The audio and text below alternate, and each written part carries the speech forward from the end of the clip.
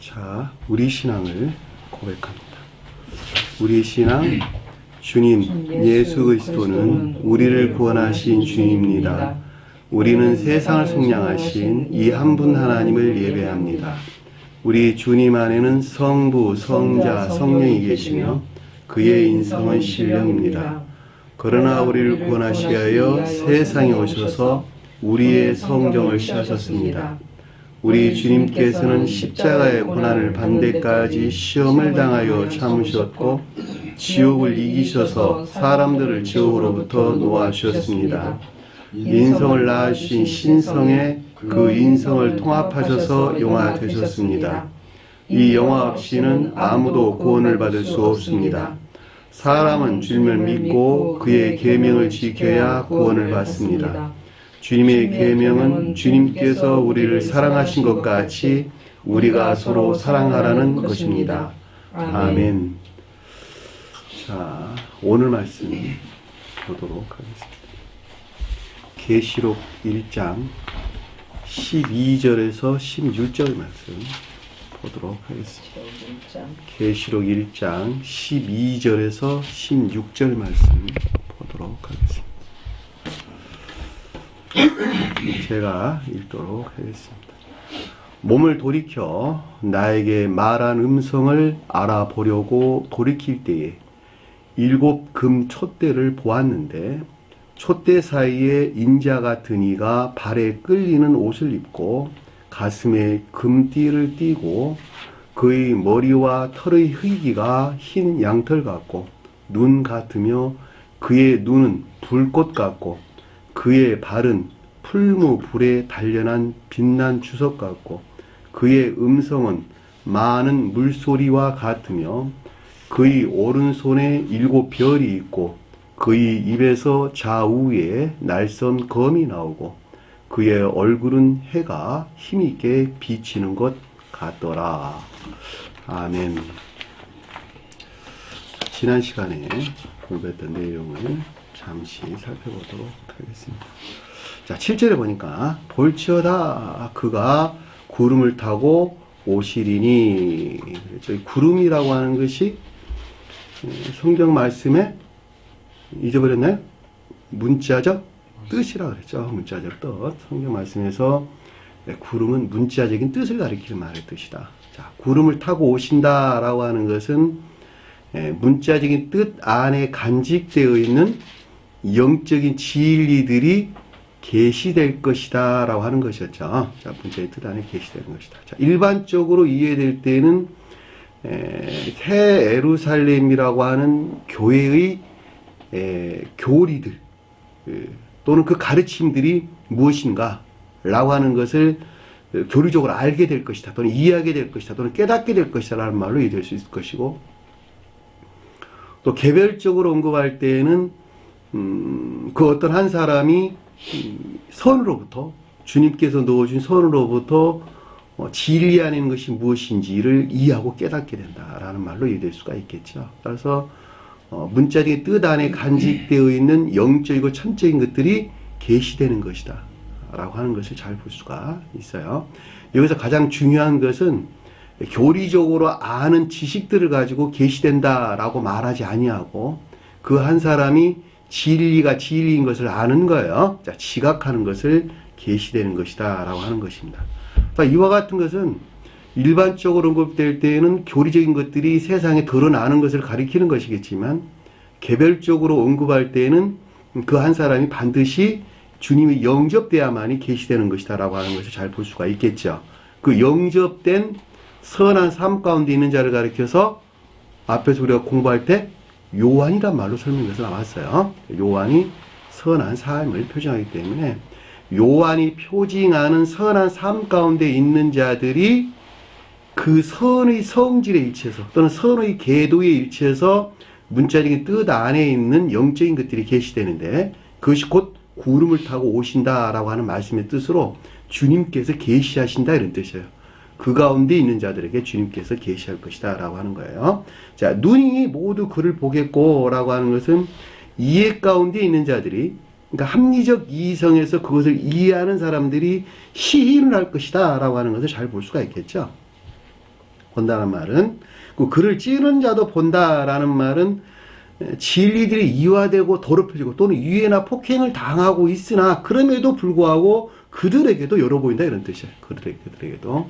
만약 이와 같은 것들이 없단다면 그건 어떤 사람이 교회를 해서 나갈 수가 없겠죠. 그래서 찌른다도 본다는 말은 거짓 안에 있는 자들도 그걸 본다 이런 뜻이에요. 거짓 안에 있는 자들도 본다. 앞에 있는 자들은 주님께서 넣어주신 사랑에서 말미암는 또는 선에서 비롯된 지혜나 총명 가운데 있는 자들의 시인이나 고백을 가리키는 말의 뜻이고, 뒤에 있는 말은 그 가운데 있지 못하는 자들도 또한 그것들에 대해서 이해하고 깨닫게 된다라고 하는 것을 잘 볼 수가 있겠죠. 그 말 이해되시죠? 무슨 말인지. 만약에 그런 것이 없다면 저와 여러분 같은 사람들이 결국 교회에 나올 수가 없는 것이에요. 그렇죠? 자, 땅에 있는 모든 족속이 그랬는데, 족속이란 말이 시족 또는 지파 이런 뜻이에요. 그러니까는 주님에게서 말미암는 피를 이어받은 민족들을 가리킨다라고 하는 것. 아니 저기 믿음 안에 있는 자들을 가리킨다라고 하는 것을 잘 볼 수가 있겠죠. 자, 진리를 믿고 시인하는 교회에 속한 자들. 교회에 속한 자들 중에서는 앞에서 설명드렸어요. 지혜 안에 있는 자들이 있고 또는 온갖 악과 거짓 가운데 있는 자들이 있고, 그렇죠? 후자에 속한 자들은 진정한 교회에 속한 자들이 아니겠죠. 근데 땅에 있다는 말이 일반적인 교회를 가리킨다라고 하는 것을 잘 볼 수가 있죠. 이 성경에서 땅이라고 하는 것은 다 교회를 표징해요. 어디에서나. 김자매님 꼭 기억하세요. 땅은 교회를 표징한다. 땅이 나오면은 육지 땅 이거 뭐 생각하지 말고 일반적인 교회를 가리키는 말의 뜻이구나 라고 이해하시면 돼요. 자, 밭이 나온다라고 하는 것도 다 교회를 가리키나 그들은 진리의 믿음에서 비롯된 진리 안에 있는 자들 또는 진리에 속한 선 안에 있는 자들을 밭에서 일하는 자다라는 말로 우리에게 설명돼서 나오는 것입니다. 그러니까 조금씩 의미는 다르나 땅이라고 말하든 밭이라고 말하든 히브리어에서는 사대라는 말로 많이 설명돼서 나와요. 사대. 그러니까 그런 것들은 모두가 다 교회를 표징해주고 있다라고 하는 거예요. 자, 그로 말미암아 애곡하리니라는 말은 교회에 속한 선과 진리가 없는 슬픔의 상태를 우리에게 설명해주고 있다라고 하는 것을 잘 볼 수가 있겠죠. 왜냐하면 이해하는 것에서 이게 교회에 속한 것이 전혀 없구나라고 하는 슬픔과 비애가 있게 되는 것이죠. 그렇죠? 남영재님이 아주 주로 언급한 말이 그런 말이에요. 깨닫고 나니까 이게 다 멸망됐구나. 멸망에서는 슬픔과 비애, 그걸 애곡한다라는 뜻인 것을 잘 볼 수가 있죠. 나 개인으로 봐도 애곡하고 일반적으로 교회를 봐도 애곡한단 말이죠. 지금 기독교회를 쳐다봐도 극도의 슬픔과 비애 안에 있다라는 것은 너무 자명한 이야기죠. 그렇죠. 너무 놀라운 일인 것이죠. 거기에서 우리가 해야 될 어떤 사명들이 나오는 것이죠. 나는 이러저런 일들을 해야 되겠구나라고 하는 것이 나옵니다. 그로 말미암아 애곡한다는 말이 그런 뜻이고 가슴을 치다 이런 뜻이에요. 오늘 콥터 과연 그러하리라. 아멘이라는 말은 신령 확증을 가리키는 말의 뜻이죠. 이와 같은 것들이 오지 아니한다면 그 자신뿐만이 아니라 결코 주님이 일을 할 수가 없겠죠. 너무 당연한 이야기죠. 주 하나님이 이르시되, 자, 주 하나님은 주는 크리오스라는 단어로 신령 선으로서 주님을 표징한다 그랬죠. 하나님은 신령 진리로서 주님을 표징한다 그랬어요. 이르시기를 나는 알파와 오메가요 처음과 나중이다. 알파와 오메가라는 말은 선의 측면에서 내적으로나 외적으로 모든 것들이 비롯된 근원으로서 주님을 일컫는 말씀의 뜻이고, 처음과 나중이다라는 말의 뜻은 진리라는 측면에서 내적으로나 외적으로 모든 것들이 비롯된 근원으로서 주님을 일컫는 말씀의 뜻이야. 거의 주 하나님이에요. 주 하나님. 그래서 주 하나님이란 말로 우리에게 설명돼서 나온 거예요. 이제도 있었고 전에도 있었고 장차 올 자다라고 하는 것은 영원하시다는 것이죠. 영원하신 분이시다라고 하는 것을 누구나 쉽게 이해해 줄 수가 있겠죠. 자, 알파와 오메가다 처음과 나중이라고 하는 것은 교회에 속한 모든 것들, 영적으로 자연적으로 우주 만물에 속한 모든 것들이 오직 그분 주님에게서 비롯됐다 라고 이해하면 넉넉하겠죠. 그렇죠? 장차 올 자요. 전능하신 자다라는 말은 주님이 능력 안에 있다는 것이죠. 전지전능 안에 있다. 그러니까 극내적으로나 극외적으로 이 모든 것들이 주님의 전능, 주님께서 통치하고 다스리신다 라는 말로 이해하시면, 만물의 통치자 이런 뜻이에요. 전능자라는 말은 만물의 통치자 또는 지배자라는 말로 이해됩니다. 자, 9절에 보니까 나 요한은 너희 형제요. 근데 요한이 말이 선한 삶을 가리킨다 그랬죠. 선한 삶, 삶에 속한 선한에 있는 자들 요한, 이렇게 너희 형제다라는 말, 형제도 또한 성경에서 우리에게 설명될 때 인애에 속한 믿음 안에 있는 자들 형제들이죠. 그러니까 나 요한은 너희 형제요 라는 말은 인애에 속한 선 안에 있는 자들을 우리에게 지금 설명해 준다는 걸 잘 볼 수가 있어요. 어느 때를 지금 가리키는 거예요? 멸망된 교회 안에 있는데, 온 세계가 다 멸망된 교회 안에 있는데, 그럼에도 불구하고 그 가운데 요한이 표징하는 인애에 속한 선 안에 있는 자들이 있다는 거니까, 있다는 이야기예요. 자, 예수의 환란과 나라는 왕국이에요. 예수의 환란과 왕국의 참음에 동참하는 자라, 이런 뜻이. 예수는 신령 선으로도 주님을 가리키는 말의 뜻이니까, 아래 환란 나름 참음 동참해라는 말이 그 주제가 예수가 표징하는 선에 대해서 언급하고 있다라고 하는 것을 잘 볼 수가 있겠죠. 그러니까 환란의 말은 억압이나 고통, 고난을 가리키는 시험을 뜻한다라고 하는 거예요. 그러니까 시험은 진리로부터 시험을 겪는 건데, 선을 받아낼, 선을 내가 쌓을 목적에서 진리로부터 시험을 겪는 거예요. 이해되나요? 무슨 말인지. 진리로부터 시험을 겪는다라고 하는 것은 생명을 전수받기 위해서 시험을 겪는 것이니까, 주님으로부터 거룩한 선을 전수받을 목적에서 영적인 시험이 오는 거예요. 그래서 예수란 말이 앞에 언급돼서 나오는 거예요. 왜? 예수가 신령 선으로서 주님을 표징하기 때문에. 그리스도라는 말은 신령 진리로서 주님을 표징한다는 말이죠. 그러니까 신령 지선에서를 수용하기 위한 영적인 시험이 있었는데, 진리로부터 시험이 오는 것이죠. 그래서 나라란 말이 언급돼서 나온 거예요. 왕국, 진리 안에 있는 바실레, 신령 진리가 통치하는 교회. 참음이라고 하는 것은 온갖 악과 거짓들로부터 물리치기 위한 주님이 재림하실 때까지, 참음이라는 거예요. 경고이다, 머무르다, 기다림, 이런 뜻이란 말이죠. 그러니까 내가 시험을 겪는다라고 하는 것은 온갖 악과 거짓 가운데 내가 머물러 있다는 말의 뜻이고, 온갖 악과 거짓들로부터 시험이 유발되는 것이죠. 온갖 악과 거짓들로부터 물러난다는 말이 주님의 재림이란 말이죠. 내가 물러나지 않으면, 악과 거짓 떠나지 아니하면 주님께서 재림할 수가 없는 것이죠. 그러니까 내가 온갖 악과 거짓들로부터 물러나기까지, 제거되실까지 함께 동참하는 자다라는 말의 뜻인 것을 잘 볼 수가 있단 말입니다. 공동 참여다, 이런 뜻이에요. 그러니까 우리 개별적으로 언급할 때는 그런 말이기도 하지만, 일반적으로 이해될 때는 지금 이 기독교가 다 멸망을 했는데, 이 기독교회로부터 해방되어 온갖 악과 거짓들로부터 분리되어 주님께서 재림하셔서 새로운 교회가 재건되기까지의 영적인 시험을 겪어야 된다는 거예요. 지금 우리가 현실적으로 봐도 명백하게 이해될 수 있잖아요. 우리가 지금 그런 시험을 겪고 있는 거예요, 지금. 하나님의 말씀과 예수 그리스도를 증거를 위하여, 자, 하나님의 말씀은 신령 진리, 또 성언으로서 주님을 표징하는 것이죠. 예수를 증거한다 그랬는데 예수 그리스도를 증거하는 거예요. 단어가 빠졌어요, 가운데. 예수 그리스도라는 말이 빠졌어요. 그러니까 예수는 신령 선으로서 주님을, 그리스도는 신령 진리로서 주님을 증거한다라고 하는 그것을 확증을 위한 거예요. 말미암아라는 건 디아, 멋뭇을 통하여, 멋뭇을 위하여, 이런 뜻이에요. 멋뭇과 함께해서, 이런 말 뜻이에요. 그래서 증거를 위한다라는 말은 확증을 위하여 반모라 하는 섬에 있었더니, 이제 반모다라고 하는 것은 파트모스란다는데, 이게 파트모스라는 그 낱말의 뜻에서 우리에게 이미 줬어요. 히브리에서 보면 팩트라는 뜻인데, 팩트 이런 말로 설명되는데, 이게 지혜나 총명에 대한 설명이에요. 그 말이 히브리에서 보면.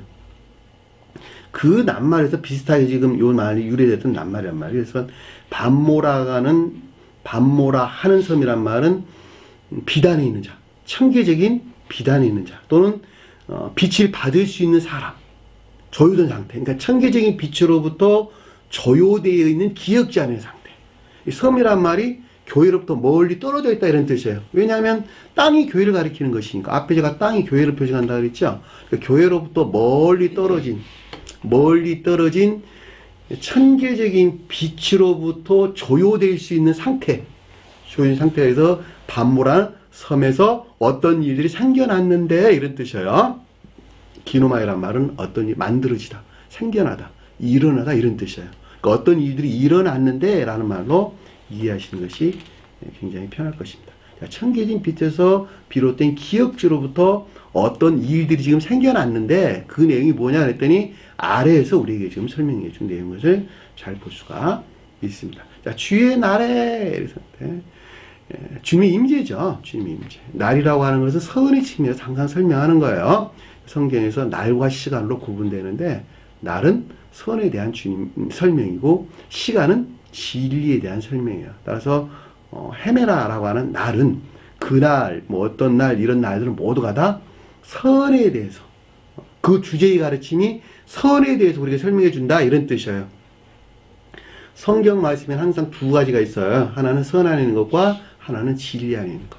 자, 선 안에 있는 것들 설명될 때는 앞에서 항상 선이 표징하는 어떤 것들이 언급돼서 나와요. 여호와 하나님 그럴 때 여호와만 언급돼서 나온다라고 하는 것은 그 아래에 설명된 내용이 여호와라고 하는 신령 선에 대해서 선 안에 있는 것들에 대한 설명이구나 라고 이해하시면 되고, 하나님이란 말이 언급돼서 나오면 이 주제의 가르침이 진리 안에 있는 것들에 대한 설명이구나 라고 이해하시면 정확하다는 뜻이에요. 내가 앞에서 예수의 환란이란 말을 설명드렸죠. 예수란 말이 언급됐다는 말은 선에 대해서 시험을 겪는다라는 뜻이에요. 무슨 말이 되셨어요? 선을 영접하기 위해서 진리로부터 시험을 겪는 거예요, 그게. 그러니까 주제가 선이라는 것을 잘 볼 수가 있어요. 항상 그렇게 언급됐어요. 복음서에도 마찬가지예요. 예수 그리스도 그럴 때 예수는 신령 선으로서 주님을, 그리스도는 신령 진리로서 주님을 표시한다는 말이죠. 요 주제, 아래 주제의 내용이 무엇에 대해서 설명을 하고 있느냐에 따라서 어떨 때는 예수라는 말이 언급돼서 나오고, 어떨 때는 그리스도란 말이 언급돼서 나오고, 어떨 때는 복음서에서는 그리스도란 말 대신에 하나님이 언급돼서 많이 나와요. 복음서에서. 이게 되셨나요? 무슨 말이죠? 하나님. 왜 하나님이 신령 지혜 안에 있는 주님을 표시하기 때문에 그랬어요. 여호와 하나님 할 때 여호와는 신령 선으로도 주님을, 하나님은 신령 진리로도 주님을 표시한다는 말이죠. 그 단어들이 항상 구분돼서 나왔다. 그러니까 여러분들 성경 말씀을 볼 때에 앞에 단어가 뭐가 언급돼서 나왔느냐라고 그 낱말의 뜻을 안다면 그 아래 흘러내려온 내용이 이 내용은 지금 진리에 대해서 설명을 하고 있구나, 이 주제 내용은 선에 대해서 설명을 하고 있구나 라고 미리 짐작해 볼 수가 있겠죠. 무슨 말인지. 여기서는 주의 날 그랬으니까 퀴리오스, 그래 주의 날, 퀴리오스란 말도 신령 선에 대한 설명이에요. 왜냐하면 예수가 주인이고, 그렇죠? 여호와가 주인이니까, 그렇죠? 날이 선에 대한 설명. 그러니까는 그리스도란 날이란 말은 아마 성경에 별로 언급되지 않을 거예요. 그리스도의 날이란 말 있나요? 나영균이? 그런 말 없죠? 왜냐하면 날은 선에 대한 설명하는데 그리스도란 말은 없어요. 성경도 왜 없어요? 왜냐면 이게 그리스도 자체가 진리에 대한 설명인데 선을 표지하는 날이 언급될 수가 없는 거야. 그러니까 주님의 날, 여호와의 날 그렇게 나오지, 아니면은 그 날 이렇게 나오든지 하지. 그렇죠? 이게 명백하게 구분해서 우리에게 설명해 준단 말이죠. 그러니까 그 선의 측면에서 설명되고 있는데, 선으로서 주님이 함께하고 있는 영기 안에서 어떤 일들이 일어났다는 거예요. 영에서 생겨난 것인데, 감동됐다는 말이 일어나다, 생겨나다 이런 뜻이에요.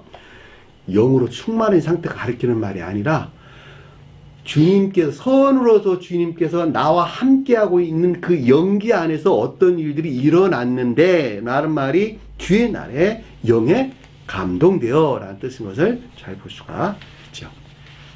내 뒤에서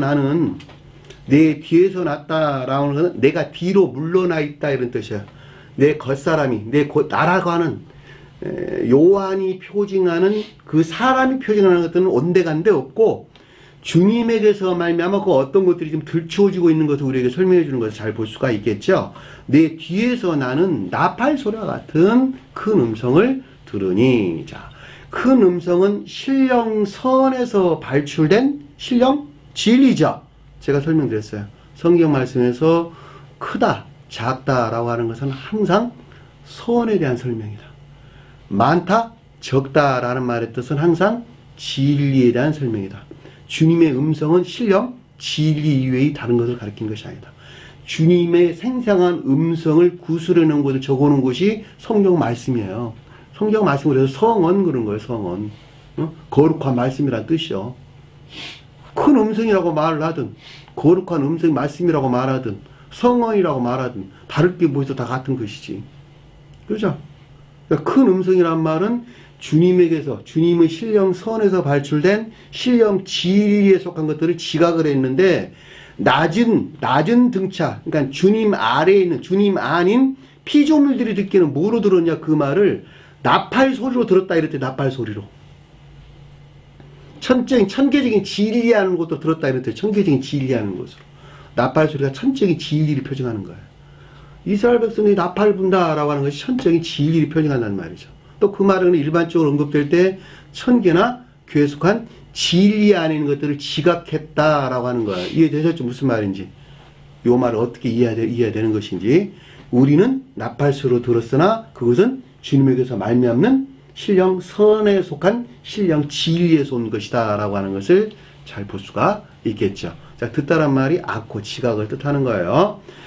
나는 이르되 나는 알파 오메가요 처음과 나중이라 앞에 설명했어. 보는 것을 두루마기에 써라. 네가 인식한 것, 계시되어 알고 깨달은 그것을, 자, 환상 가운데 보고 이해하고 깨달은 그것을 기록하라. 기록하라. 후세들을 위해서 기록하라. 이런 뜻이야. 후세들을 위해서 기록하라. 그들에게 계시할 목적에서 이것을 기록하라 라고 하는 거예요. 자, 에베소, 스보나, 버가모, 두아디라, 사데, 빌라델비아, 라오디게아라는 말의 뜻은 7개죠. 7개인데 일반적으로 이해될 때는 모든 기독교에 속한 자들을 가리키는 말의 뜻이고, 그 다음에 개별적으로 언급될 때는 7가지의 유형을 가지고 있는, 앞으로 설명도 나올 것이지만 7가지의 유형을 가지고 있는 선한 삶 가운데 있는 자들, 그들이 선한 삶이라고 여기는 7가지 유형을 가지는 기독교에 속한 자들에 대한 설명인 것을 잘 볼 수가 있겠죠.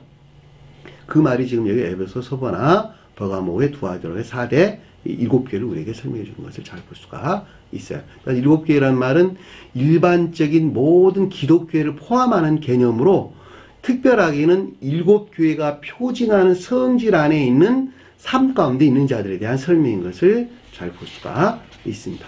그 말을 라오디게아까지 우리에게 설명했고, 그런데 이 누구에게 그러면 보내냐 그랬더니 아시아의 7개라는 거예요. 진리의 빛 가운데 있는 자들에 대한 설명인 것을 잘 볼 수가 있겠죠. 아시아가 진리 빛 가운데 있는 자라고 그랬죠. 그렇죠?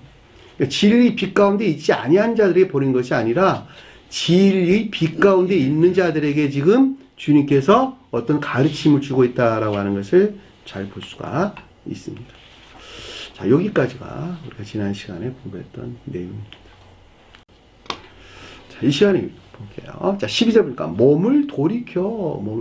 나에게 말한 음성을 알아보려고 돌이킬 때 7금 촛대를 보았는데, 자, 이 몸을 돌이켰다. 그런데 몸 단어가 없는 단어예요. 없는 단어가 들어갔어요. 그러니까 이게 지금 시간과 공간 안에서 이해하려다 하다 보니까 없는 단어가 들어간 거예요. 상태라는 개념으로 가져올 때는 돌아서다, 방향을 바꾸다 이런 뜻이에요.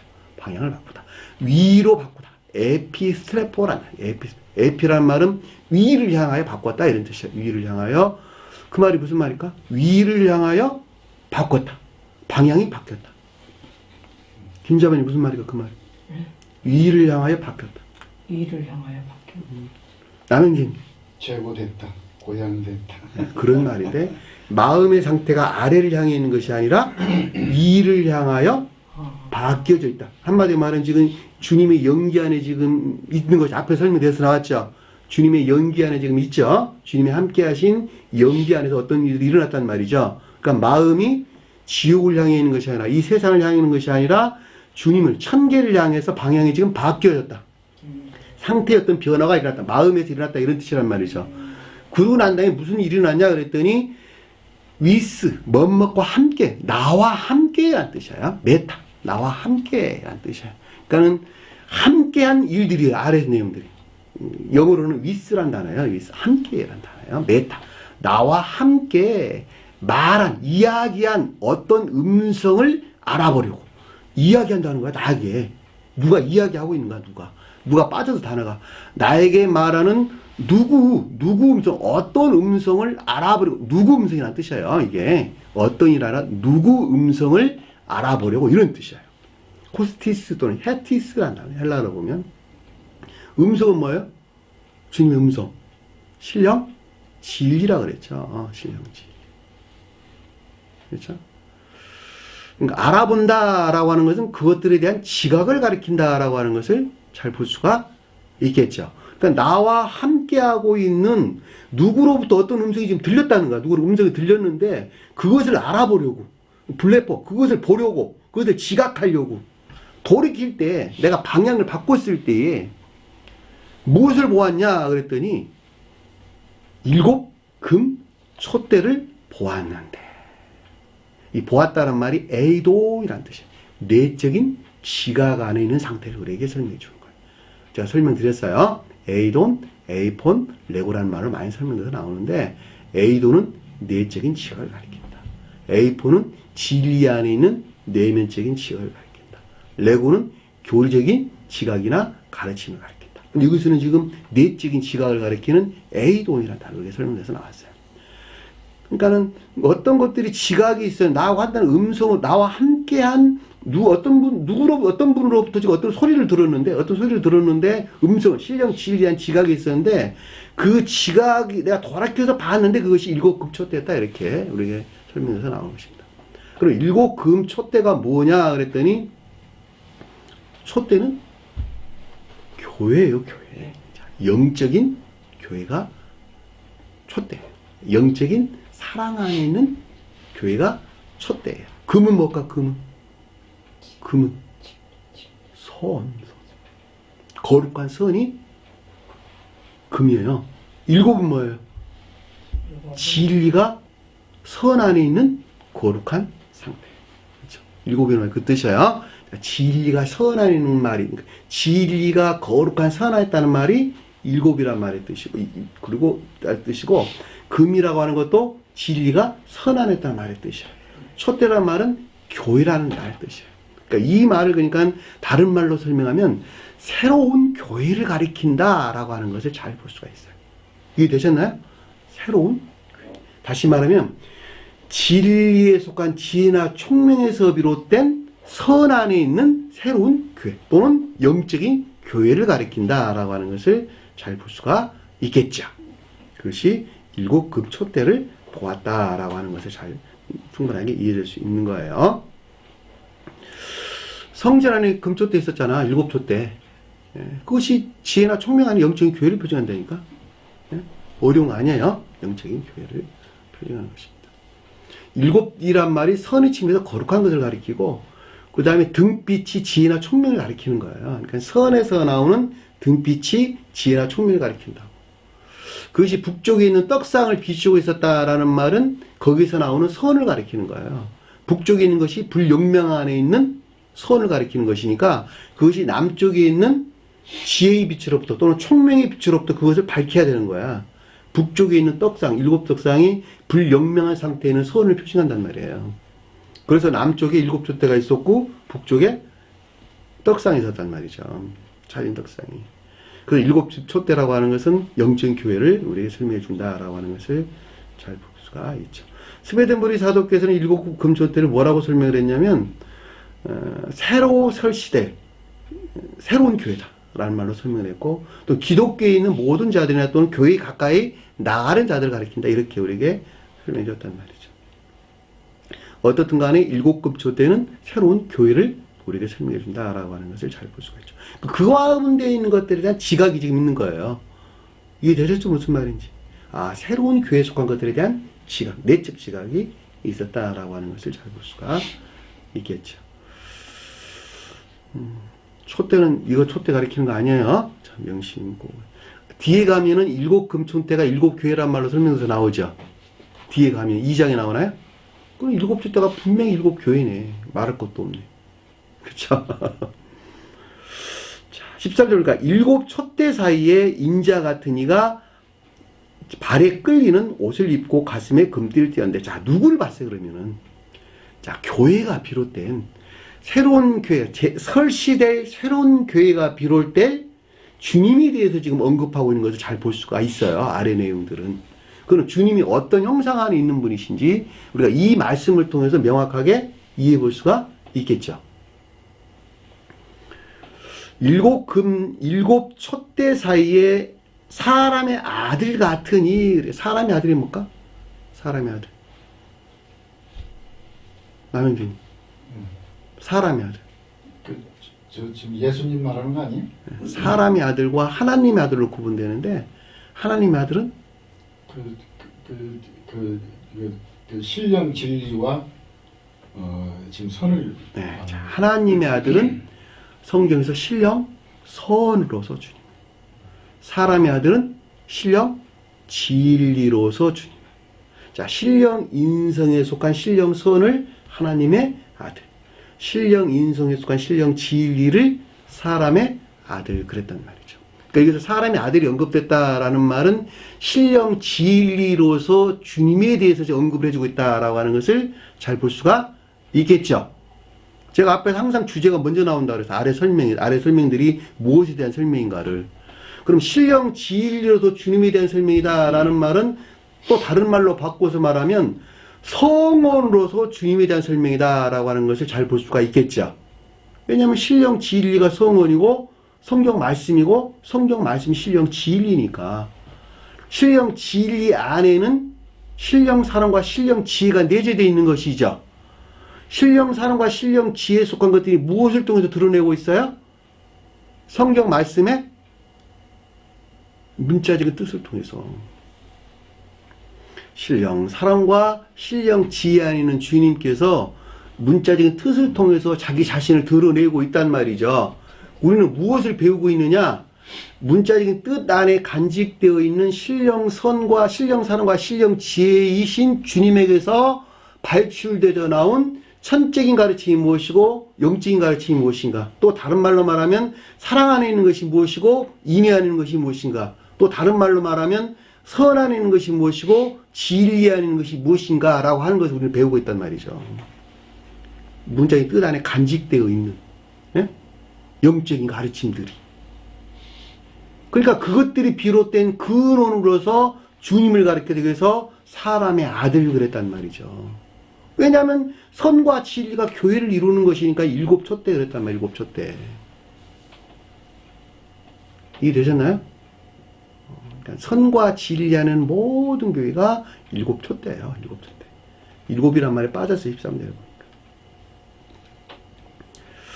그러니까 교회가 비롯된 근으로서 주님 자신, 성원으로서 주님 자신을 가리킨다라고 하는 것을 잘 볼 수 있는데, 그분이 지금 눈으로 봐서 환상 가운데 봤어요. 내적 지각 가운데 봤어요. 누가 봤어요? 지금 요한이 봤단 말이죠.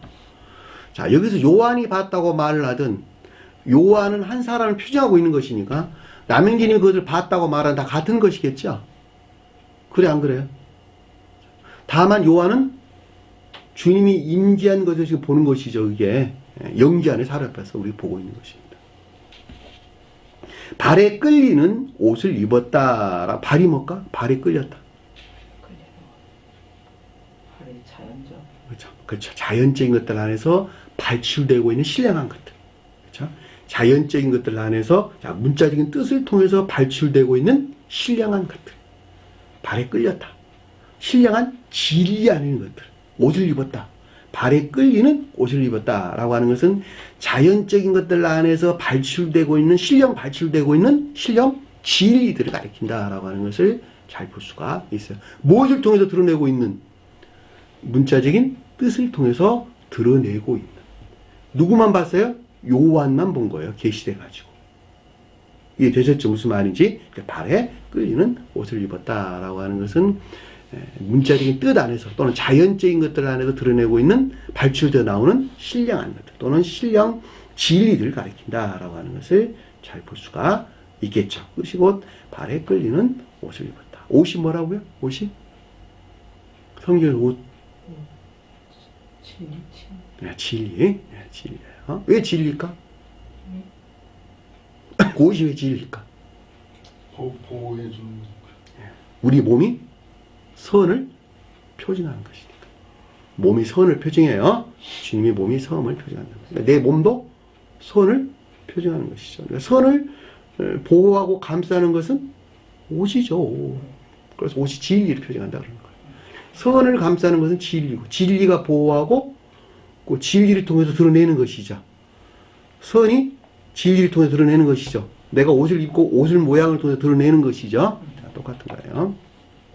이게 대응이다라고 하는 거예요. 대응이란 말이 그런 뜻이에요. 그러니까는 태고 쪽의 사람, 태고 시절 때에 아담과 하와가 옷을 입지 않았다라는 말의 뜻은 무슨 말일까 그러면? 옷을 입지 않았다. 그러니까 진리 안에 있지 아니하고 진리가 자체가 선 안에 있었다 그 말이잖아.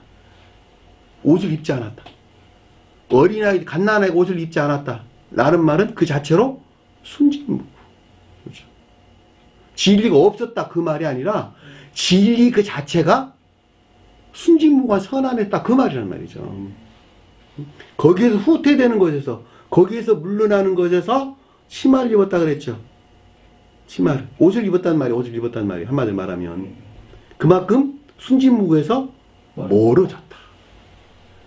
그렇죠. 에덴 동산 쫓겨나고 난 다음에 옷을 입었단 말이죠. 야, 하나님, 너 왜 옷 입었어? 그랬더니 부끄러워서 입었다 그랬잖아. 그렇죠. 그 말은 그만큼 순진무구에서 멀었단 말이에요. 뜻이란 그러니까 성경 말씀에서 옷이라고 하는 것은 모두가 다 진리에 대한 설명인데, 속옷은 내적 진리에 대한 설명이에요. 겉옷은 외적 진리에 대한 설명이에요. 그러니까 아론이 입었던 속옷과 겉옷과 그 다음에 법복이 있었죠. 네? 속옷, 겉옷과 그 다음에 뭐예요? 아론이 겉에 제복이 있었잖아요. 그 뭐라 그래? 뭐라 그래요? 반포속 말고 속옷, 겉옷과 여기 앞에 차는 거. 그 겉옷이 있었잖아요. 그 외투가. 거기에 이제 앞에 열두 보석이 달렸었잖아요. 가슴팍이에. 그러니까 그것들이 가장 궁극적인 진리를 표정하는 거예요. 그러니까 신령선에서 빛을 발출되어 빛을 발하는 신령 활동하는 궁극적인 진리가 아론이 입은 옷이라니까. 아론이. 그 옷이라니까. 외투.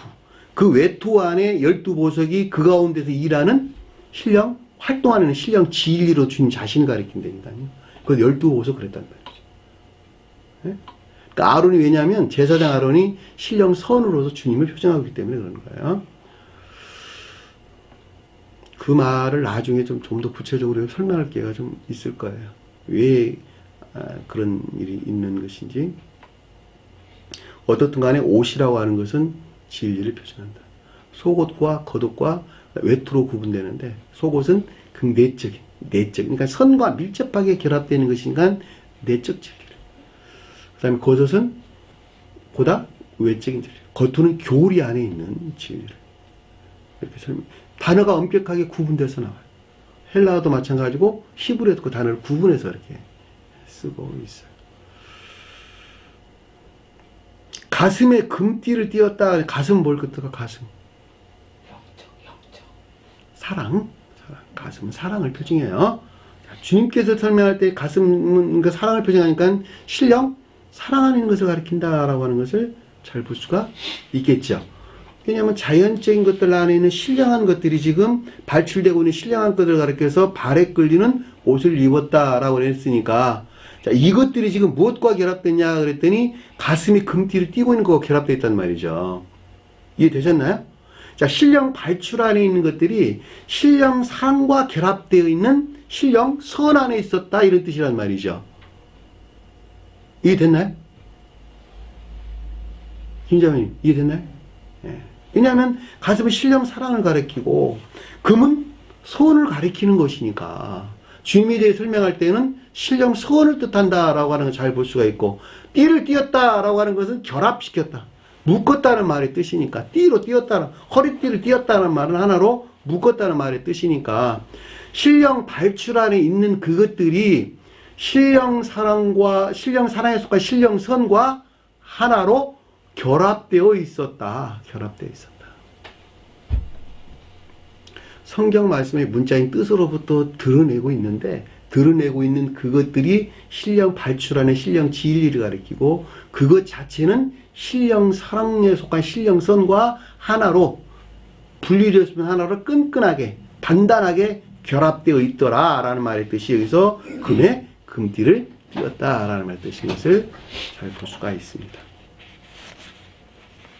성경에서 금은 선을 표현한다. 은은 진리를 표현한다. 동은 자연적인 선을 표현한다. 뒤에 나와요. 빛난 주석과 갖고 할 때 주석이 동을 가리키는 거예요. 동. 청동. 그 다음 철은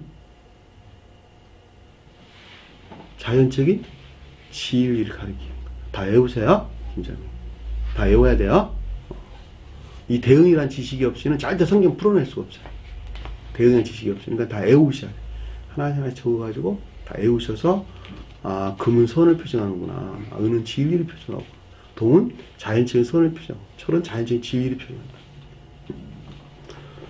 옷을 왜 진리라고 그랬냐 그랬더니 아, 이런 관계는 이걸 진리라고 설명을 해서 나왔구나. 발은 왜 자연적인 것을 가리킨가 그랬더니 아, 머리가 천적인 것들을 대응하고, 몸통이 영적인 것들을 대응하고, 다리가 자연적인 것들을 대응하니까 발이란 말은 자연적인 것들과 관계를 갖고 있는 거구나. 그 가운데 끌리는 옷을 입었다고 그랬으니까 그 가운데에서 그 어떤 것들을 드러내고 있는, 발출되고 있는 신령한 진리를 가리키는 것이구나. 근데 그것이 홀로 있는 것이 아니라 안에 가슴에 금띠를 띄어 있는 것과 하나로 결합되어 있는 것을 가리키는 것이구나. 신령, 사랑에 속한 신령성과 분리될 수 없는 하나로 결합되어 있는 상태에서 우리에게 지금 설명해 주고 있다라고 하는 것을 잘 볼 수가 있단 말입니다. 어렵지 않죠? 어려워요? 14절 보니까 그의 머리와 털의 희기가 흰 양털 같고 눈 같으며, 눈이라는 말은 겨울에 내리는 눈이에요. 그 말을 가리키는 말의 뜻이에요. 그러니까 머리라고 하는 건 뭘까? 머리. 내가 방금 설명해서 머리, 몸통, 다리. 지혜 안에 있는 것들. 천적인. 자, 지혜 안에 있다는 말은, 천적이란 말은 지혜 안에 있는 것들을 설명해줘요. 지혜, 천적인 사람들은 지혜가 사랑 안에 있고, 사랑이 지혜 안에 있는 것이죠. 동시에. 그러니까 지혜에 속한 사랑 하나 있고 사랑에 속한 지혜 하나 있다 이런 뜻이에요. 그러니까 이 둘이 하나 안에 있다 이런 말이에요. 그러니까 머리라는 말은 여기서 지혜라고 말해도 괜찮고 사랑이라고 말해도 상관없단 말이죠. 그러니까 지혜에 속한 사랑이라고 하든지 사랑에 속한 지혜라고 하든지 나 마찬가지라고 하는 것을 잘 볼 수가 있겠죠. 머리털은 뭘까? 그럼 머리털. 머리에서 나와서 털이. 예? 대응으로 여러분들이 이해하시면 돼요. 대응으로. 아, 머리가 지혜, 사랑을 표준한데 거기서 나온 머리털은 뭐냐고 그러면 진리? 자연적, 등치해서 설명해야지. 선적, 영적, 자연적인 것 때 머리털은 가장 외적으로 드러나 있는 것이잖아. 예? 자연적인 것들 안에 있는 천적인 것들. 예? 머리털이 그것이라니까. 자연적인 것들 안에 있는 천적인 것들. 그러니까 자연적인 것들 안에 천적인 것들이 뭘 어디서 지금 드러내고 있는 거예요? 성경 말씀에 문자적인 뜻을 통해서 드러내고 있단 말이죠. 그 주님 자신이야. 엘리야나 엘리사가 문자에 존재하는 성언으로서 주님을 표징한다 그랬죠. 그럼 문자에 존재하는 성언으로서 주님께서는 신령 사랑과 신령 지혜 아닌 것들이 거기서 발출돼서 나오는 것이죠. 그런데 어린아이들은 뭐라 그랬어요? 엘리사를 대머리라고 놀렸다라는 말은 그것들을 비꼬았다는 말이잖아. 그렇지 않다고 비꼬았다는 말이잖아요. 무엇으로부터? 고음으로부터 고음. 고음이 뭐예요?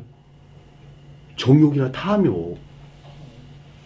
정욕이나 탐욕으로부터 문자의 뜻 안에서 주님 자신을 드러내고 있는 신령 사랑과 신령 지혜 하는 것들을 멸시하고 무시했다 이런 뜻이란 말이죠. 그럼 어떻게 됐을까?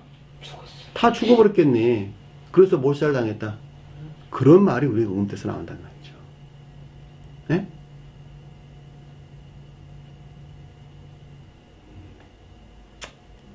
삼손이 머리털이 길었다.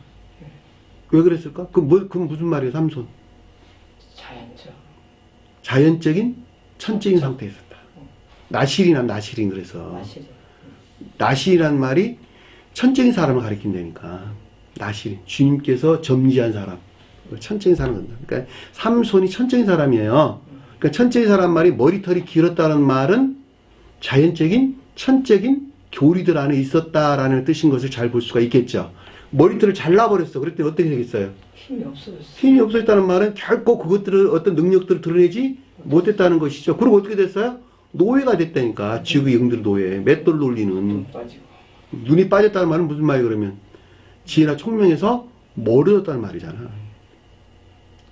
이해되죠? 무슨 말? 그러니까 왜 삼손이 머리털이 길어야만 됐고, 머리털이 잘린 것에서 그 힘을 잃게 되었는가? 그리고 나귀가 돌릴 것을 지가 돌렸는가? 라고 하는 것을 잘 보세요. 맷돌을. 그리고 털이 나기 시작하면서 어떻게 됐어요? 블레셋 족속들의 신들을 다 초토화시켰죠? 블레셋 족속이 뭘까? 인해에서 분리된 믿음 안에 있는 것들. 블레셋 족속이 인해에서 분리된 믿음 안에 있는 우상 숭배쟁을 가리킨단 말이죠. 교회 안에 사람들이 아니고. 그렇지. 교회 이 안에서 선에서 분리되어 있어 믿음이. 그들은 뭘 섬기고 있어요? 자기 자신을 섬기고 있다니까. 우상 숭배자들이라니까. 우상. 그것들을 다 깨부셨단 말이에요. 다 깨부셨어. 그것이 삼손이 머리털이 나기 시작하면서 다시 원기가 회복되는 것을 우리에게 설명해 주는 것을 잘 볼 수가 있겠죠. 같이 죽었잖아요. 뭐를? 그 무너뜨릴 때 같이 삼손이? 아, 왜 삼손이 죽어야 안 죽었지?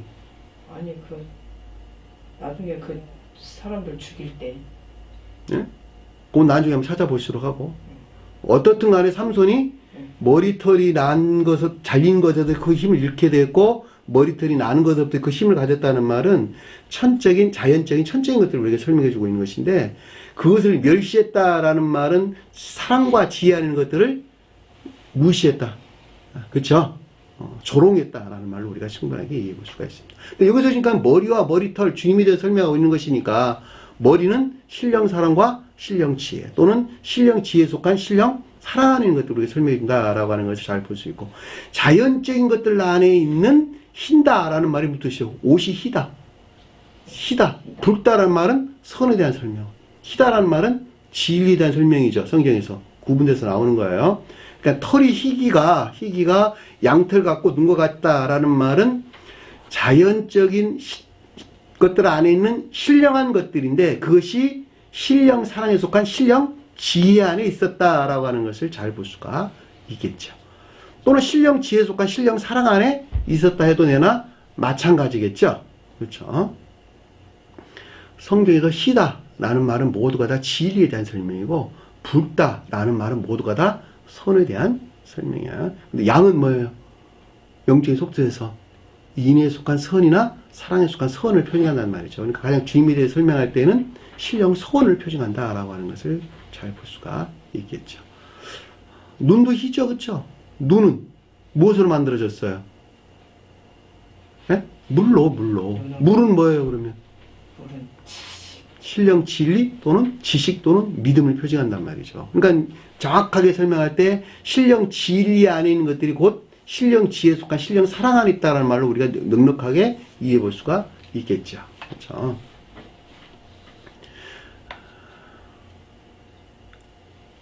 그 눈은 불꽃 같고 그랬는데, 눈이 뭐예요? 여기서 눈은 이 옴달모스, 오프달모스, 아이 눈이에요.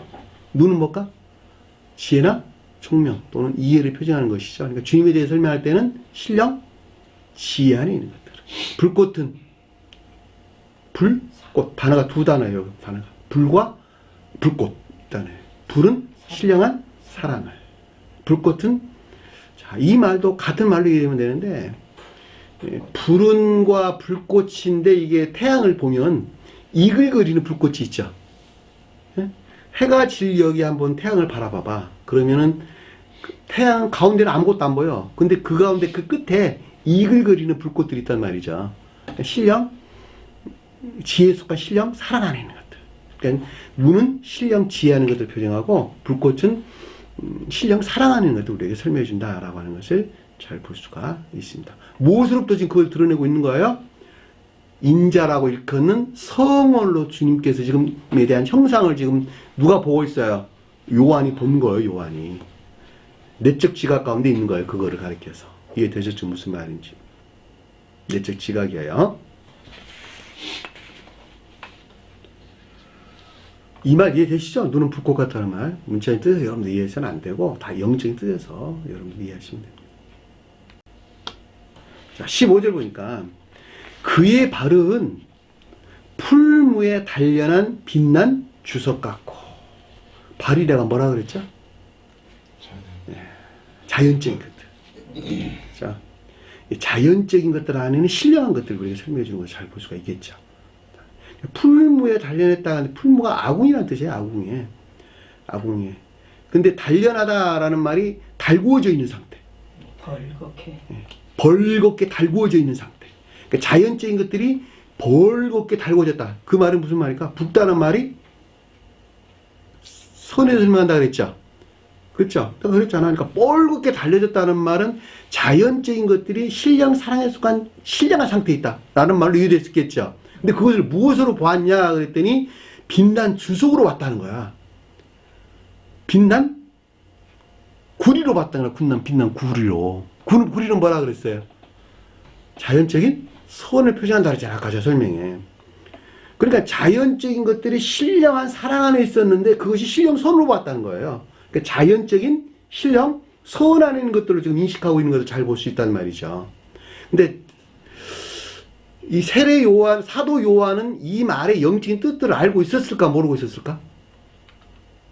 남에게니?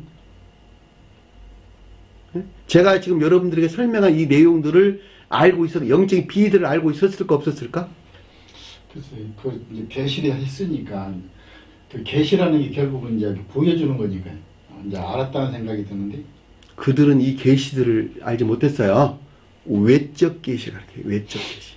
내적 계시하는 자들은 지금 제가 설명하는 이런 것들을 아는 것을 내적 계시 안에 있다라는 말의 뜻이고, 외적 계시 안에 있다는 것은 지가 본 것을 그냥 적은 거야. 영 안에서 일어난 것을 영 안에서 일어나여 자연적인 시각에서 보는 것이 아니라 영적인 시각에서 본 것을 그대로 적은 거란 말이죠. 이해되셨나요? 엘리야도 마찬가지고 엘리사도 마찬가지고 예언서에 나온 다 말씀 마찬가지예요. 주님께서 생생한 음성으로 구술한 것을 그냥 적은 거야. 예언서들은. 무슨 말 이해되세요? 그리고 그들이 그 가르침, 영적인 가르침들을 알았느냐? 라고 하는 것은 전혀 다른 문제예요. 이해되셨나요? 여기서도 마찬가지예요. 요한은 다만 선한 삶 가운데 있는 자들을 표징하고 있을 뿐이에요. 그 선한 삶 가운데 있는 자들은 제가 지금 말하는 것들을 이해하고 깨달아. 무슨 말인지. 그러나 요한이라고 하는 자연적인 사람은 자기가 영적인 시각에서 본 것을 기록한 거예요. 그 사람이 알았다. 이 영적인 가르침들을 알았다라고 하는 것은 전혀 별개의 문제다. 이런 뜻이에요. 별개의 문제다. 그냥 자기가 본 것을 기록한 거야. 그런 사람들 있을 수 있겠죠. 얼마든지. 저 같은 경우도 아주 많은 꿈의 계시가 있었단 말이죠. 그렇죠? 꿈에 계시된 것을 내가 말했어. 내가 그 뜻을 알아요, 몰라요? 처음에 몰랐다니까. 꿈 이야기하면 또 이상한 사람이라 잘 말을 안 하는데 2007년도 10월 15일 날 나에게 주님께서 보여주신 4가지 계시 제가 설명드렸어요. 그 계시로부터 내가 삶을, 세상을 정리하기 시작했다. 첫째, 그냥 나 그때 당시에는 몰랐어요. 무슨 말인지. 똑같아. 요한이 이 보인 것이 무슨 말인지 모른다는 말과 내가 그때 당시 내가 이 가르침들이 무슨 말인지 몰랐다는 거 똑같은 거예요. 지금의 내가 잘 알고 있는 것이지만. 첫째, 기독교회가 멸망할 것이라는 거. 기독교는 멸망된 교회라고 하는 거. 그때 당시 그것이 무엇인지 몰랐어요. 두 번째, 너는, 나정체란 너는 지혜로 충만해질 것이라는 것.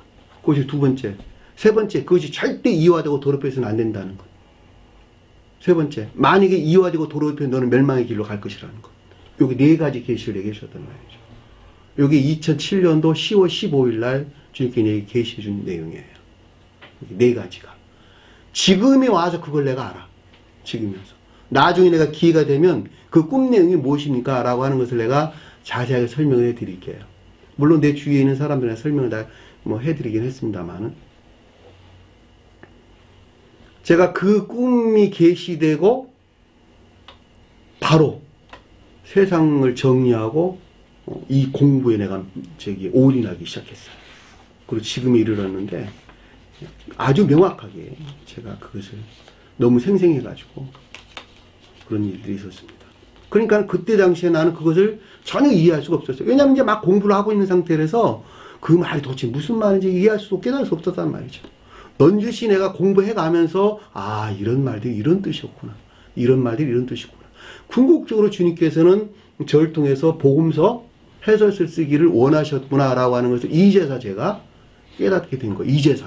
아, 그 내용이 내게 지혜를 허락했다는 말이 이 복음서 해설서를 쓰고자 하는 주님의 다른 목적이 계셨었구나. 그래서 내게 그 네 가지 꿈을 보여주셨구나. 라고 하는 것을 내가 이제서 넌지시 내가 이해를 하게 된단 말이죠. 그러니까 여기서 지금 세례 요한이란다. 여기서 지금도 요한도 마찬가지로 자연적인 사람으로서 요한은 결코 자기가 영적인 시각에 열려서 본 그 영적인 가르침들이 무엇이었는지 알았느냐라고 하는 것은 전혀 별개의 문제란 말이죠. 그러나 내적 계시가 있을 때까지는 그 가르침들을 결코 알 수 없는 것이죠. 그렇죠? 그러니까 자기가 본 것도 그대로 기록해 놓은 거예요. 그랬더니 달래난 빛난 주석 같고 이런 뜻인데 자연적인 것들 안에는 신령설을 우리에게 설명해 주고 있다라고 하는 것을 잘 볼 수가 있습니다. 그 음성은 맑은 물소리 같았다. 자, 신령선, 주석이 표징하는 자연적인 것들 안에는 신령선에서 발출되어 나온 신령 진리를 가리켜서 여기서 지금 그 음성은 맑은 물소리와 같으며 라는 말로 우리에게 설명돼서 나온 것입니다. 왜냐하면 음성이라고 하는 설명드렸던 것 같이 신령 진리를 표징하는데 물이라고 하는 것이 기억지에 들어와 있는 것이라면 기억지 지식들을 가리킨다고 가장 궁극적인 것들 안에 있는 가장 높은 데서는 그 가운데 들어와 계신 신령 진리를 가리켜서 물 그랬단 말이에요. 주님에 대해 설명할 때 음성, 물, 소리가 전부 다 진리에 대한 설명이야. 이해되셨나요? 풀매 불, 달리나 빛나 주석 다 선에 대한 설명이야. 하나가 구분되죠? 어디서 일어난? 발에서 일어난 발에서. 자연적인 것들한테 일어난. 문자적인 뜻을 통해서 드러내고 있는 자연적인 것들한테 일어난.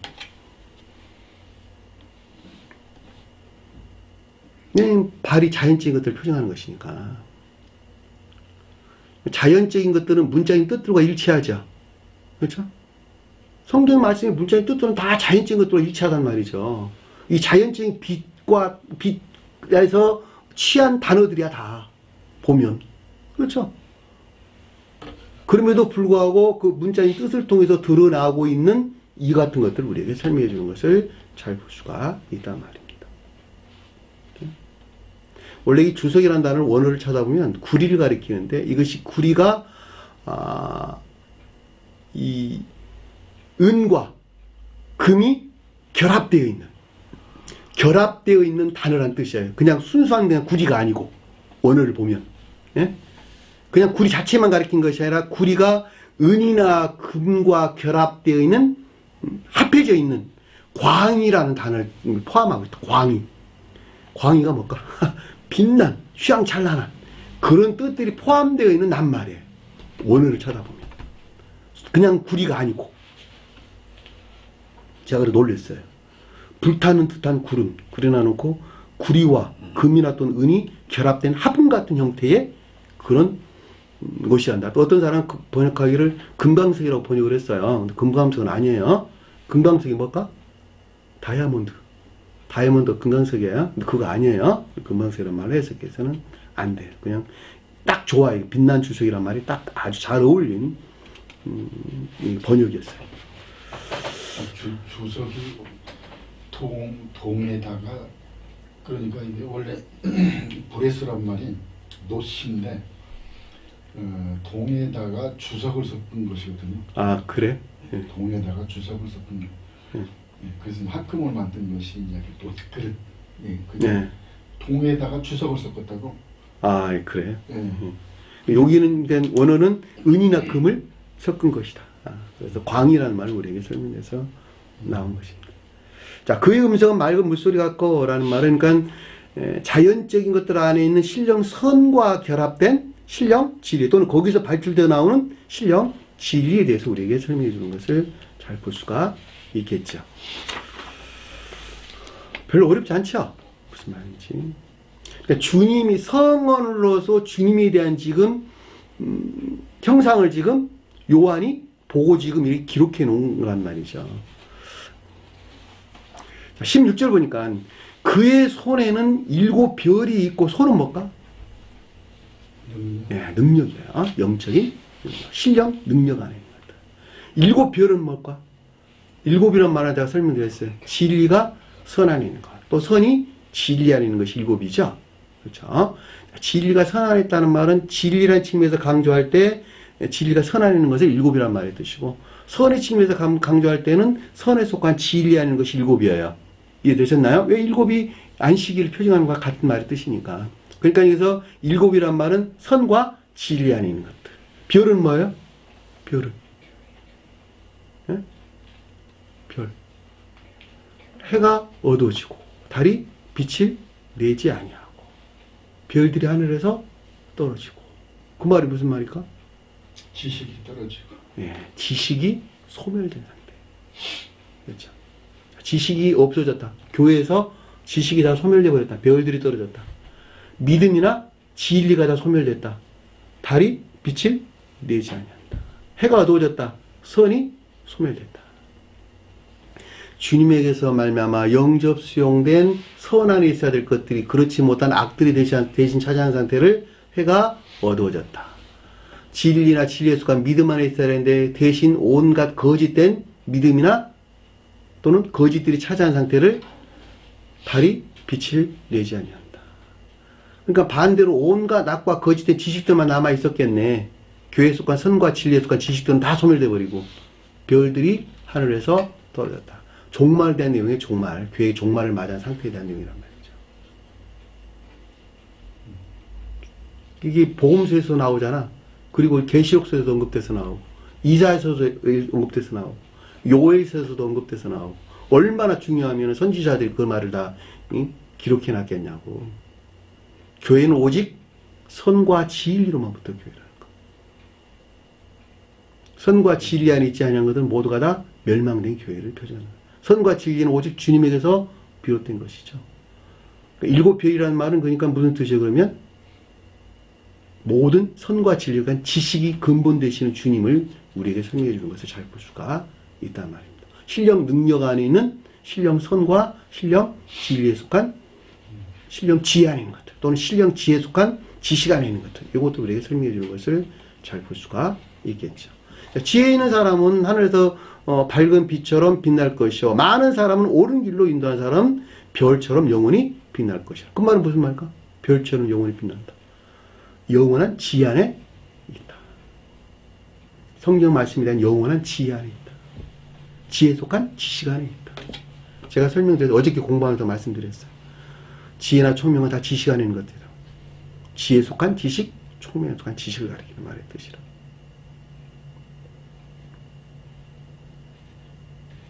이해되죠? 무슨 말인지? 별로 어렵지 않죠. 이사야서 뭐 별들이 해가 어두워지고 달들이 빛을 내지 않냐고 별들이 떨어진다는 말이 이사야서, 마태복음, 다니엘서, 마가복음, 계시록, 시편, 요엘 다 나와 있어요. 보면. 얼마나 중요한지. 왜 그것이 교회를 완성하기 때문에 그러는 거예요. 선과 진리들이. 안타깝죠. 이 교회. 오직 믿음으로만 구원을 얻는다라는 기독교의 가르침들이 얼마나 많은 사람들을 지옥으로 끌고 가는지 참 너무 안타까운 현실인 것을 잘 볼 수가 있습니다. 7별이 있고 그 입에서 좌우에 날선 검이 나오고 자, 주님의 입이래 신령 교리 안에 있는 것들이죠. 자, 성경 말씀의 문자적인 뜻들은 교리적인 자연적인 것들을 가리킨다. 내가 항상 설명드렸어요. 문자적인 뜻이라고 하는 것은 신령 자연적인 진리, 교리적인 신령 자연적인 진리를 가리켜서 성경 말씀의 문자적인 뜻이다 그랬단 말이죠. 그러니까 성경 말씀의 문자적인 뜻을 통해서 주님 자신을 들춰내는데 들춰내는 것이 뭐냐? 지옥을 물리치기 위해서 들춰내는 거야.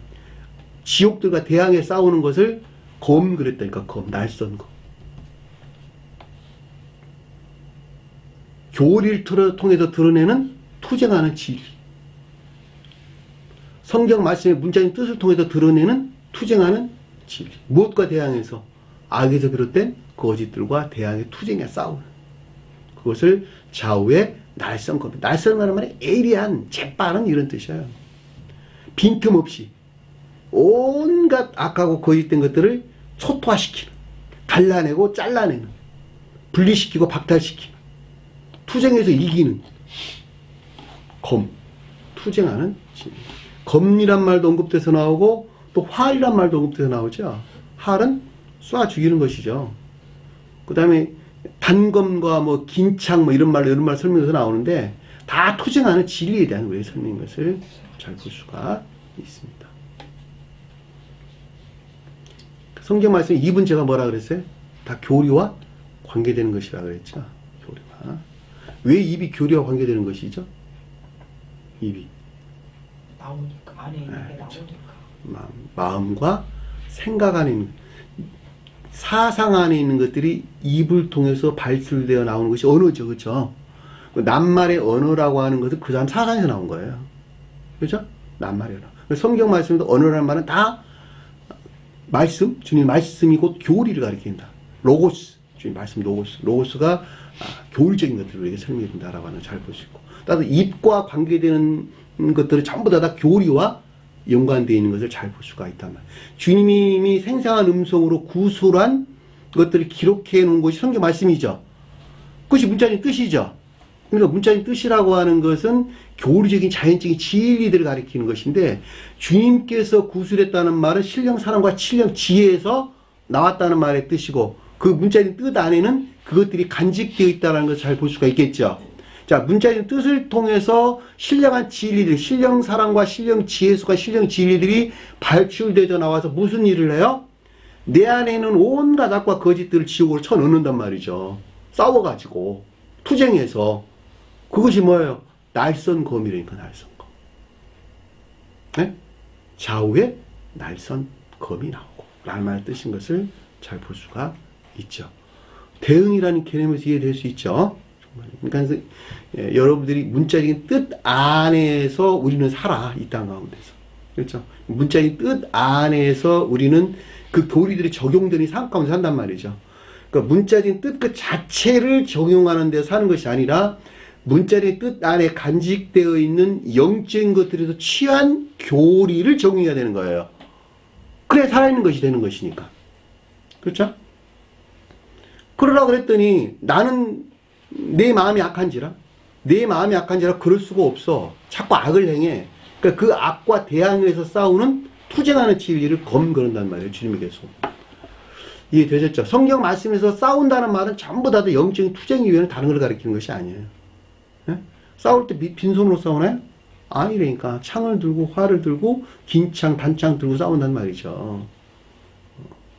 그 말이 그러니까 지옥의 온갖 악과 거짓들, 악에서 비롯된 거짓들과 대항해서 싸우는 투쟁하는 진리.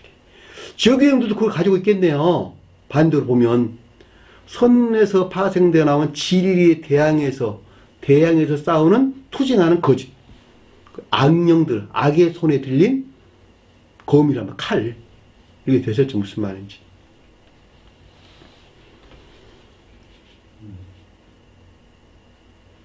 교리 안에서 주님 나라가 이루어지는 거예요. 교리는 손과 발이 움직이는 자연적인 것들 안에서 이루어지는. 그 가운데 있는 주님이 도대체 누군가라고 하는 데가 설명이 이거야.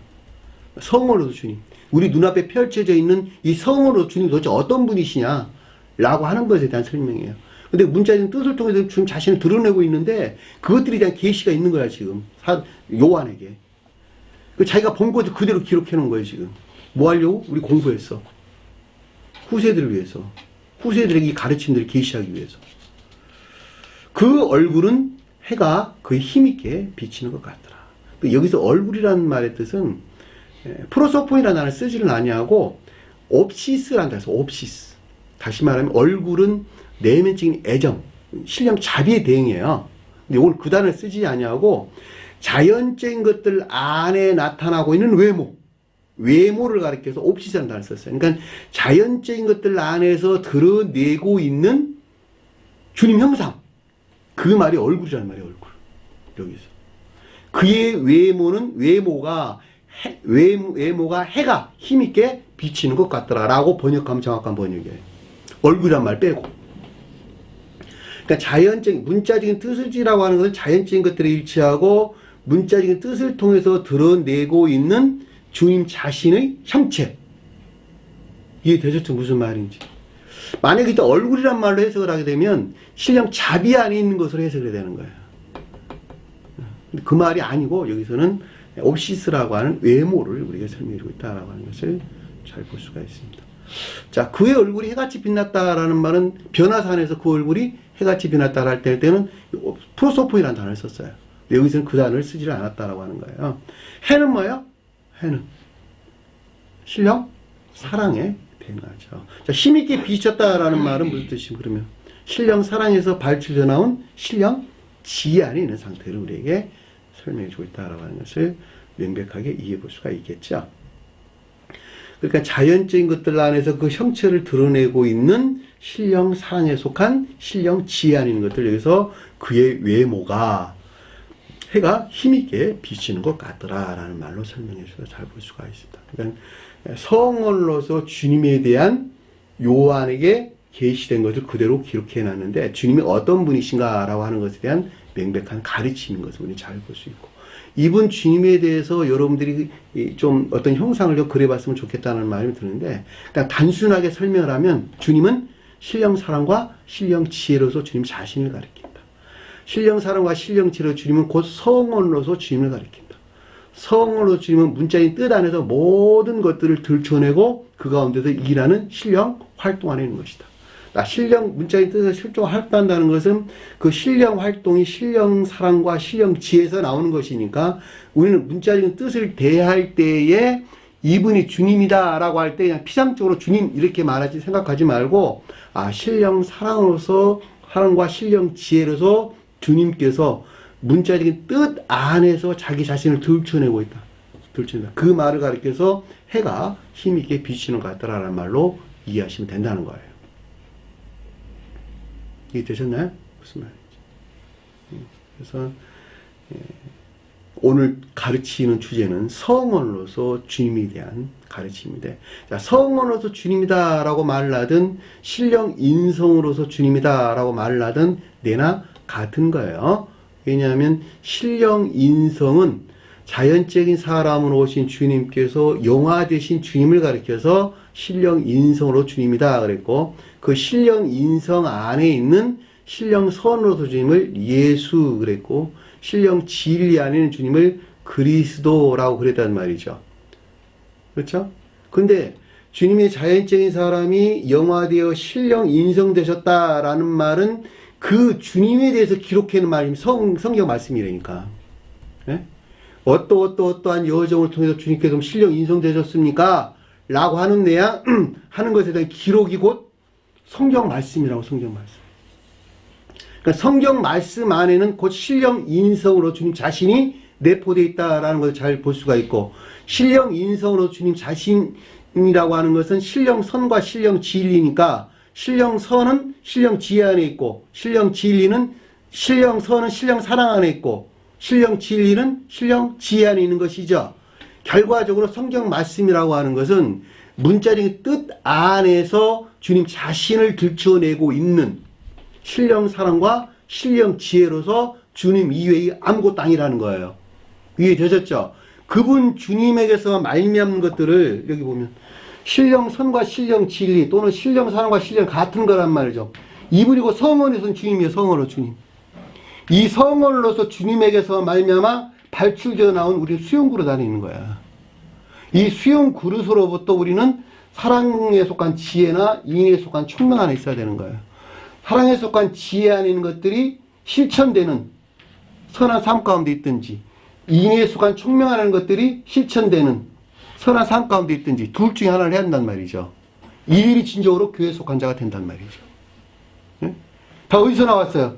주님 사랑해서, 신령한 사랑해서 사랑이 나왔고, 신령한 지혜에서 지혜나 총명이 나왔단 말이죠. 다. 어디서 열매 맺고 있는? 여기서. 교리적인 것들에서 열매 맺고 있는, 교리적인 것들 안에서 주님께서 활동하는, 문자인 뜻 안에서 활동하는 신령 활동이에요. 네? 문자인 뜻 안에서 활동하는 주님이 어떤 모습이었냐 그랬더니 그의 외모는 해가 힘있게 비치는 것 같더라 라는 말로 우리에게 설명서에서 나왔단 말이죠.